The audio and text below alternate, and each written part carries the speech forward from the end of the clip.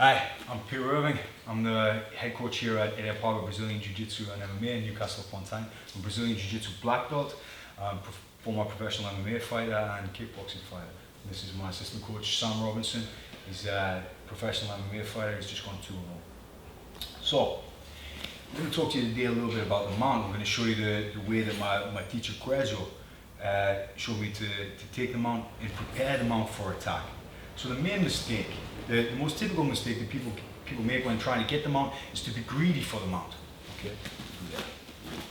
If I'm over eager when I take the mount, a really typical thing that starts to happen when you first learn jiu-jitsu. Take the mount like so, slide the knee across, and what's going to happen? The guy collects a half guard on this side. Very typical error. Another thing that happens, people get greedy for the mount, they step over for the mount here and the guy catches them in a half guard on this side. Most typical things that happen, white belt errors.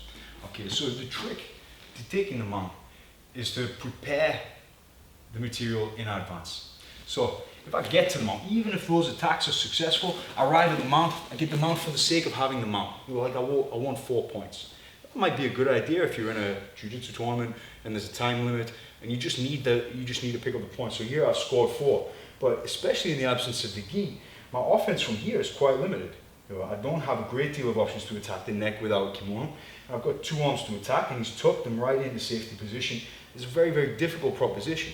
So the trick to having an effective mount is having an effective side control and preparing the material in advance. It's much easier for me to prepare his arms from the crossbody position than it is from the mount.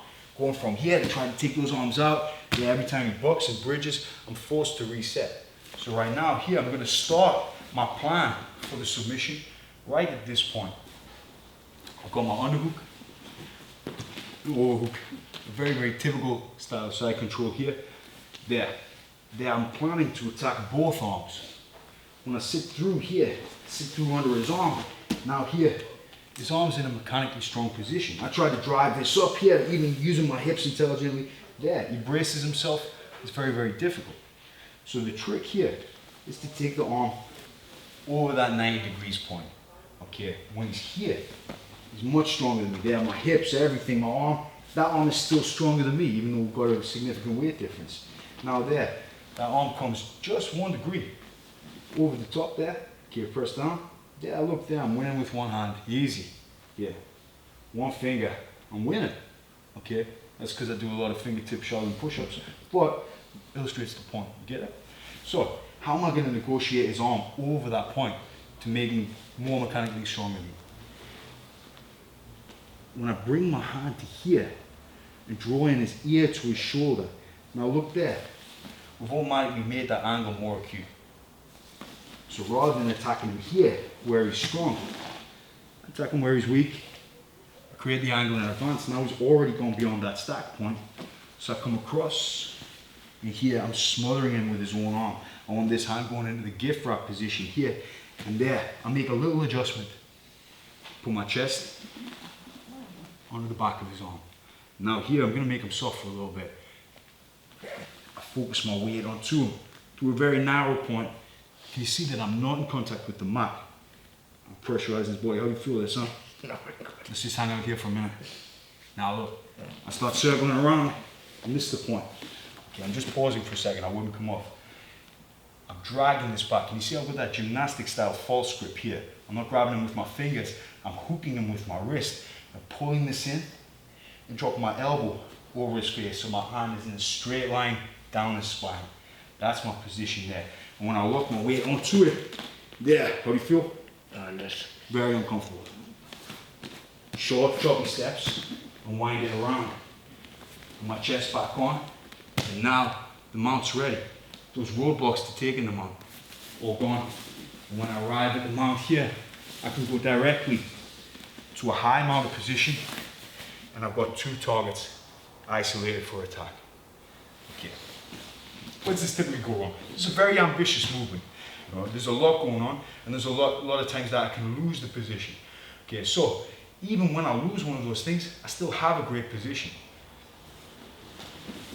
If I come out here and I lose that bottom arm, he manages to slip it out, it's no problem. Look where I'm going. I still can collect the harness grip. I still have great position. So there's no real risk attached. I just may not get everything that I want. But the ideal is that I keep this arm across his head. So that requires a little adjustment. It's a really easy fix. I drop my weight back down and drive my chest back up. Bring my elbow across and circle it around. Now there, I'm tightening the screw. And slide to the mount. You see here my chest is doing the job of driving this arm. Now when I come up to the top, I have two arms. Can you see my knee does the job of pushing his ear to his shoulder. There. When I take the spine offline, I'm diminishing the power of his bridge.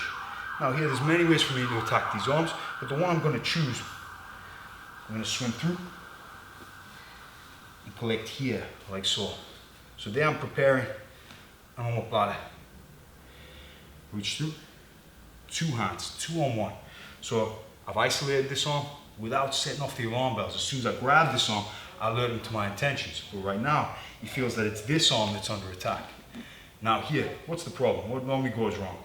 My weight is trapped on this side, so if I roll off in advance to try to get it, I give me the opportunity to come up and fight for top. So I want to make a small adjustment here. I rock my weight, I just lean my ear to his knee. And now here, I can swipe my leg over the top, come into a perfect position to attack the arm lock. Now, here's my backup attack. There's only one possible way that he could get out of this arm lock, and it's to pull this elbow through. He can't stack me anymore, so the only way out is that he manages to slip that arm back. So let's do the whole thing again. We'll see the backup attack. Sit through, ribs to ribs, ear to shoulder. Make a little adjustment. Drive my chest back up. Elbow on the ribs and tighten the screw. Drive my chest up. Easy mount. No lines of defense left. Drive my knee up. Cut across. Isolate the arm. 2 on 1. Rock my ear to his knee. Slide around. Hugging him in. Now I attack that arm lock here. And when he pulls out of this arm lock here, he leaves me with an easy option to move to the omoplata. Okay. This is a very ambitious movement. There's a lot of things in that sequence, but you're going to find if you play with that sequence that you get good things no matter what goes wrong. You're still arriving in a good position. That's the beauty of it. So this is the perfect idea, but then anytime you escape anything from my sequence, you still got something good. So the trick here, why do I get the mount? Number one, because I take away those lines of defense. Yeah, I take away his ability to use his hips by taking the spine offline. I take away his ability to block me by taking away his arms, by isolating those arms in advance. And I give a little bit of deception by not attacking from the obvious side. I move all the way around the top and attack from the other side. Okay. Then the key to getting the submission, the arms are already prepared, they're already isolated, they're in that danger position, and I give myself a backup. If I attack this arm, of course, he's going to use this arm to defend it. So before I attack this arm, I remove his defense. If I attack this arm from here, it's obvious. Okay, I knew that he would use the other arm. Okay, so that was a mistake on my part. Okay, so rather than finding ways to break this grip, I'll go back, I'll retrace the steps. I find ways to isolate this arm before I go. Now, it doesn't have to be this sequence. Okay, there's many ways to do this, there's many permutations about how the arms are going to arrive, but if you're running into that, knowing that he's going to use this other arm, and then trying to find ways to solve the problem, it's not the most intelligent way. The most intelligent way is to reverse engineer the problem. I knew that that was going to occur, and I deny him the conditions that he needs. And that's a universal principle that's going to serve you for any position in Jiu-Jitsu, whether you're talking about passing, mounting, taking the back, or placing a submission. Okay, so I hope that's given you some ideas. I hope that helps you achieve the mount and maintain the mount and get successful attacks from the mount. Okay, my name is Stuart Irving, this is Sam Robinson. If you want to follow us on Facebook, it's Itaipava Brazilian Jiu Jitsu, and MMA of Peter Itaipava BJJ Irving. Instagram, it's Newcastle MMA _ BJJ. My Instagram is _samurai135_ and the link to my Facebook page is in my bio. Thank you.